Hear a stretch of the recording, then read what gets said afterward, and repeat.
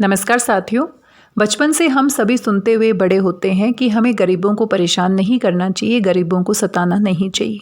गरीब की जो हाय होती है वो पूरी तरह से हमारा विनाश कर सकती है, हमारा विध्वंस कर सकती है।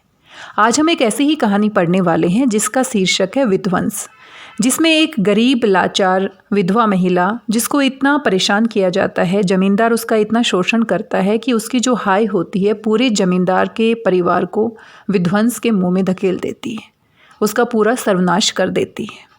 प्रेमचंद जी की ये कहानी MST 10 के पाठ्यक्रम में शामिल की गई है। एक छोटी सी कहानी है, लेकिन इस कहानी के जो अर्थ हैं बहुत गहरे हैं।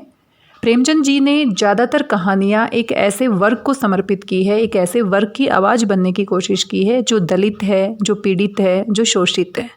तो यहाँ पर एक विधवा महिला है और वो जो महिला है एक भड़-भूजिन का काम करती है और साथ में ज़मींदार के टुकड़ों पर पलती है। लेकिन ज़मींदार किस तरह से बेगार उससे करवाता है, किस तरह से वो अपना अधिकार उस पर जमाता है और उसको लगता है वो कुछ भी उस महिला के साथ कर सकता है, उसको एक इंसान की तरह नहीं माना जाता है। बाकी जो कहानी में होता है, आइए कहानी का वाचन करते हैं, कहानी को पूरा विस्तार से पढ़ते हैं ताकि पूरी बातें, पूरी वस्तु स्थिति हमारे सामने स्पष्ट हो सके। जिला बनारस में बीरा नाम का एक गांव है।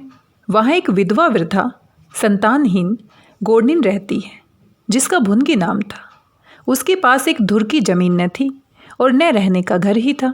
उसकी जीवन का सहारा केवल एक भाड़ था। गांव के लोग प्राय एक बेला चबैना या सत्तू पर निर्वाह करते ही हैं, इसलिए भुनगी के भाड़ पर नित्य भीड़ लगी रहती थी। वे जो कुछ भुनाई पाती वही भून या पीस कर खा लेती और भाड़ ही की झोपड़ी के एक कोने में पड़ी रहती।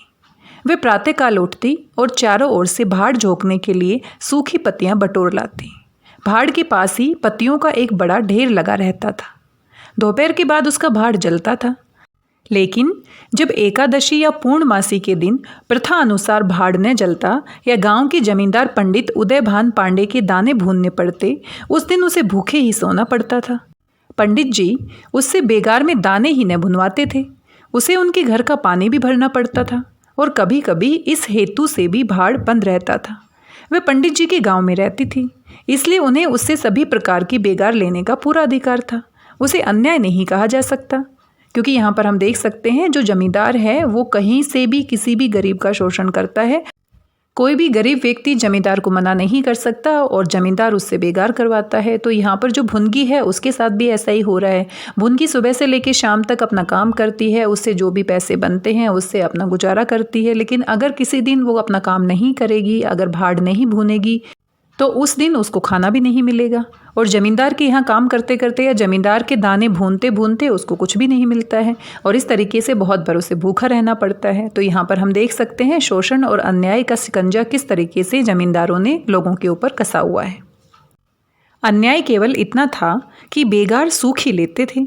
उनकी धारणा यह थी कि जब खाने को ही दिया गया तो बेगार कैसी। किसान को अधिकार है कि बैलों को दिन भर जोतने के बाद शाम को खूंटे से भूखा बांध दे। यदि वह ऐसा नहीं करता तो ये उसकी दयालुता नहीं है, केवल अपनी हित चिंता है। पंडित जी को उसकी चिंता न थी, क्योंकि एक तो भुनगी 2-1 दिन भूखी रहने से मर नहीं सकती और यदि दैव योग से मर भी जाती तो उसकी जगह दूसरा गोंड बड़ी आसानी से बसाया जा सकता था। पंडित जी की यही क्या कम कृपा थी कि वे भुनगी को अपने गाँव में बसाए हुए थे। तो यहाँ पर हम देख सकते हैं लेखक हमारे सामने तस्वीर को स्पष्ट करते हैं कि जमींदार को कोई फर्क नहीं पड़ता कि भुनगी भूखी रहती है या मर जाती है या जीवित रहती है।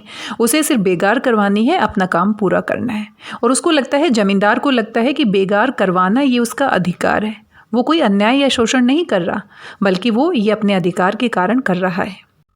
चैत का महीना था और संक्रांति का पर्व। आज के दिन नए अन्न का सत्तू खाया और दान किया जाता है। घरों में आग नहीं जलती। भुनगी का भाड़ आज बड़े जोरों पर था। उसके सामने एक मेला सा लगा हुआ था। सांस लेने का भी अवकाश न था। ग्राहकों को जल्दबाजी पर कभी कभी झुंझला पड़ती थी कि इतने में जमींदार साहब के यहाँ से 2 बड़े टोकरे अनाज से भरे हुए आ पहुँचे और हुक्म हुआ कि अभी भून दे। भुनगी दोनों टोकरे देखकर सहम उठी। अभी दोपहर थी, पर सूर्यास्त के पहले इतना अनाज भूनना असंभव था। घड़ी 2 घड़ी और मिल जाते तो 1 अठवारे के खाने भर को अनाज हाथ आता। देव से इतना भी न देखा गया। इन यमदूतों को भेज दिया। अब पहर रात तक सेंत सेंत में भाड़ में जलना पड़ेगा। एक नैराश्य भाव से दोनों टोकरे ले लिए। चपरासी ने डांट कर कहा, देर न लगे, नहीं तो तुम जानोगी। भुनगी, यहीं बैठे रहो, जब भुन जाए तो लेकर जाना। किसी दूसरे के दाने छूं तो हाथ काट देना। चपरासी, बैठने की हमें छुट्टी नहीं है, लेकिन तीसरे पहर तक दाना भुन जाए। चपरासी तो ये ताकीद करके चलते बने और भुनगी अनाज भूनने लगी। लेकिन मन भर अनाज भूनना कोई हंसी तो थी नहीं। मन यानी कि 40 किलो के आसपास का वजन। उस पर बीच बीच में भुनाई बंद करके भाड़ भी झोंकना पड़ता था। अतएव तीसरा पहर हो गया और आधा काम भी न हुआ। उसे भय हुआ कि जमींदार के आदमी आते होंगे, आते ही गालियां देंगे, मारेंगे। उसने और वेग से हाथ चलाना शुरू किया। रास्ते की ओर ताकती और बालू नांद में छोड़ती जाती थी, यहाँ तक कि बालू ठंडी हो गई, सेवड़े निकलने लगे। उसकी समझ में न आता था क्या करे। न भूनते बनता था, न छोड़ते बनता था। सोचने लगी, कैसी विपत्ति है। पंडित जी कौन मेरी रोटियां चला देते हैं, कौन मेरे आंसू पोंछ देते हैं। अपना रक्त जलाती हूँ तब कहीं दाना मिलता है, लेकिन जब देखो खोपड़ी पर सवार रहते हैं। इसलिए न कि उनके 4 अंगुल धरती से मेरा निस्तार हो रहा है। क्या इतनी सी जमीन का इतना मोल है? ऐसे कितने ही टुकड़े गांव में बेकाम पड़े हैं। कितनी बकरियां उजाड़ पड़ी हैं, वहाँ तो केसर नहीं उपजती। फिर मुझी पर क्यों ये 8 पहर धौंस रहती है। कोई बात हुई और ये धमकी मिली कि भाड़ खोद कर फेंक दूंगा, उजाड़ दूंगा। मेरे सिर पर कोई होता तो क्या बौछारें सहनी पड़ती। वह इन्हीं कुत्सित विचारों में पड़ी हुई थी कि दोनों चपरासियों ने आकर कर्कश स्वर में कहा, क्यों री, दाने भुन गए? भुनगी ने निडर होकर कहा, भून तो रही हूँ, देखते नहीं हो। चपरासी, सारा दिन बीत गया और तुमसे इतना अनाज ने भूना गया। ये तू दाना भून रही है कि उसे चौपट कर रही है? ये तो बिल्कुल सेवड़े हैं, इनका सत्तू कैसे बनेगा? हमारा सत्यानाश कर दिया। देख तो आज महाराज तेरी क्या गति करते हैं। परिणाम ये हुआ कि उसी रात को भाड़ खोद डाला गया और वह अभागिन विधवा निरावलंब हो गई। भुनगी को अब रोटियों का कोई सहारा न रहा। गांव वालों को भी भाड़ के विध्वंस हो जाने से बहुत कष्ट होने लगा। कितने ही घरों में दोपहर को दाना ही न मैसर होता। लोगों ने जाकर पंडित जी से कहा कि बुढ़िया को भाड़ जलाने की आज्ञा दे दीजिए, लेकिन पंडित जी ने कुछ ध्यान न दिया। वह अपना रोब न घटा सकते थे। बुढ़िया से उसके कुछ शुभ चिंतकों ने अनुरोध किया कि जाकर किसी दूसरे गांव में क्यों नहीं बस जाती, लेकिन उसका हृदय इस प्रस्ताव को स्वीकार न करता। इस गांव में उसने अपने आदिन के 50 वर्ष काटे थे। यहाँ के एक एक पेड़ पत्ते से उसे प्रेम हो गया था। जीवन के सुख दुख इसी गांव में भोगे थे। अब अंतिम समय वह कैसे इसे त्याग दे, ये कल्पना ही उसे संकट में जान पड़ती थी। दूसरे गांव के सुख से यहाँ का दुख भी प्यारा था। इस प्रकार वह पूरा महीना गुजर गया। प्रातःकाल था। पंडित उदयभान अपने 2-3 चपरासियों को लिए लगान वसूल करने जा रहे थे। कारिंदों पर उन्हें विश्वास नहीं था। नजराने में, डांड बांध में, रसूम में वे किसी अन्य व्यक्ति को शरीक न करते थे। बुढ़िया की भाड़ की ओर ताका तो बदन में आग सी लग गई। उसका पुनरुद्धार हो रहा था। बुढ़िया बड़े वेग से उस पर मिट्टी के लोदे रख रही थी। कदाचित उसने कुछ रात रहते ही काम में हाथ लगा दिया था और सूर्योदय से पहले ही उसे समाप्त कर देना चाहती थी।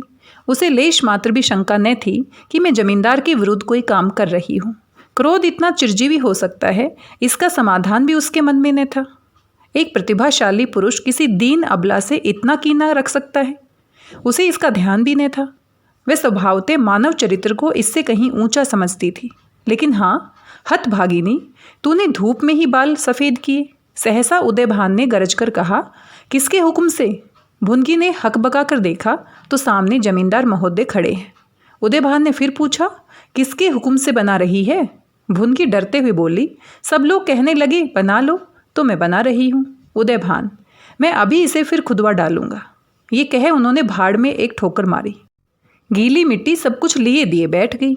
दूसरी ठोकर नांद पर चलाई, लेकिन बुढ़िया सामने आ गई और ठोकर उसकी कमर पर पड़ी। अब उसे क्रोध आया। कमर सहलाते हुए बोली, महाराज, तुम्हें आदमी का डर नहीं है तो भगवान का डर तो होना चाहिए। मुझे इस तरह उजाड़ कर क्या पाओगे? क्या इस 4 अंगुल धरती में सोना निकल आएगा? मैं तुम्हारे ही भले की कहती हूँ, दीन की हाय मत लो, मेरा रोआ दुखी मत करो। उदयभान, अब तो यहाँ फिर न भाड़ बनाएगी। भुनगी, भाड़ न बनाऊंगी तो खाऊंगी क्या? उदयभान, तेरे पेट का हमने ठेका नहीं लिया है। भुनगी, टहल तो तुम्हारी करती हूँ, खाने कहाँ जाऊँ? उदयभान, गांव में रहोगी तो टहल करनी पड़ेगी। भुनगी, टहल तो तभी करूँगी जब भाड़ बनाऊंगी। गांव में रहने के नाते टहल नहीं कर सकती। उदयभान, तो छोड़ कर निकल जा। भुनगी, क्यों छोड़ कर निकल जाऊं? 12 साल खेत जोतने से आसामी काश्तकार हो जाता है। मैं तो इस झोपड़े में बूढ़ी हो गई। मेरी सास ससुर, उसके बाप दादे इसी झोपड़े में रहे। अब इसे यमराज को छोड़कर और कोई मुझसे नहीं ले सकता। उदयभान, अच्छा तो अब कानून भी बघाड़ने लगी। हाथ पैर पड़ती तो चाहे मैं रहने भी देता, लेकिन अब तुझे निकाल कर तभी दम लूंगा। चपरासियों से अभी जाकर उसकी पतियों के ढेर में आग लगा दो, देखें कैसे भाड़ बनती है। एक क्षण में हाहाकार मच गया। ज्वाला शिखर आकाश से बातें करने लगी। उसकी लपटें कितनी उन्मत्त की भांति इधर उधर दौड़ने लगी। सारे गांव के लोग उस अग्नि पर्वत के चारों ओर जमा हो गए। भुनगी अपने भाड़ के पास उदासीन भाव में खड़ी ये लंका दहन देखती रही। अकस्मात वह वेग से आकर उसी अग्नि कुंड में कूद पड़ी। लोग चारों तरफ से दौड़े, लेकिन किसी की हिम्मत न पड़ी कि आग के मुंह में जाए। क्षण मात्र में उसका सूखा हुआ शरीर अग्नि में समाविष्ट हो गया। उसी क्षण पवन भी वेग से चलने लगा। ऊर्ध्वगामी लपटें पूर्व दिशा की ओर दौड़ने लगी। भाड़ के समीप ही किसानों की कई झोपड़ियां थीं। वे सब उन्मत्त ज्वालाओं का ग्रास बन गई। इस भांति प्रोत्साहित होकर लपटें और आगे बढ़ी। सामने पंडित उदयभान की बखार थी, उस पर झपटी। अब गांव में हलचल पड़ी। आग बुझाने की तैयारियां होने लगीं, लेकिन पानी की छींटों ने आग पर तेल का काम किया। ज्वालाएं और भड़की और पंडित जी के विशाल भवन को दबोच बैठी। देखते ही देखते वह भवन उस नौका की भांति जो उन्मत्त तरंगों के बीच में झकोर खा रही हो, अग्नि संसार में विलीन हो गया। और वह क्रंदन ध्वनि जो उसके भस्मावेश में प्रस्फुटित होने लगी, भुनगी के शोक में विलाप से भी और अधिक करुणाकारी थी। और इन्हीं पंक्तियों के साथ कहानी यहीं पर समाप्त हो जाती है। और हमने देखा भुनगी की जो हाय है, भुनगी की जो पीड़ा थी, जो उसका दर्द था, जो उसके शोषण के बाद उत्पन्न उसकी आत्मा की चित्कार थी, किस तरीके से उसने पूरे के पूरे गांव को और साथ में जमींदार के महल को पूरी तरह से नष्ट कर दिया। कहा भी जाता है जब ऊपर वाला न्याय करता है तो उसकी लाठी में कभी आवाज़ नहीं होती है। तो जमींदार को लगता था कि मैं जो भी कुछ करूँगा वो मैं करता हुआ चला जाऊंगा और बदले में मुझे कुछ भी नहीं मिलेगा। तो कभी कभी परिस्थितियां ऐसी बन जाती है कि ऊपर वाले का जब न्याय होता है तो किसी को दिखाई नहीं देता है, किसी को कुछ सूझता नहीं है कि कहाँ से क्या हो गया। तो यहाँ पर भी किसी ने अंदाजा भी नहीं लगाया था कि भुनगी का जो भाड़ है किस तरीके से वो पूरे के पूरे गाँव का विध्वंस कर देगा, पूरे के पूरे जमींदार के महल को निगल जाएगा। तो ये सच्चा न्याय था, हम कह सकते हैं ऊपर वाले का न्याय था। और वो ज़रूर होता है, थोड़ा समय लगता है, थोड़ा सा धैर्य रखना पड़ता है, लेकिन जब होता है तो बिल्कुल निष्पक्ष न्याय होता है और उसमें कोई दो राय नहीं होती है।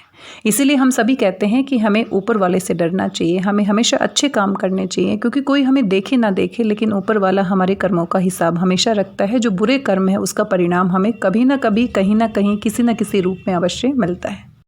आज की इस कहानी में बस इतना ही। आशा करती हूँ कहानी आपको पसंद आई होगी। आप इस कहानी के विषय में क्या सोचते हैं, अपने विचार हमारे साथ अवश्य साझा कीजिए।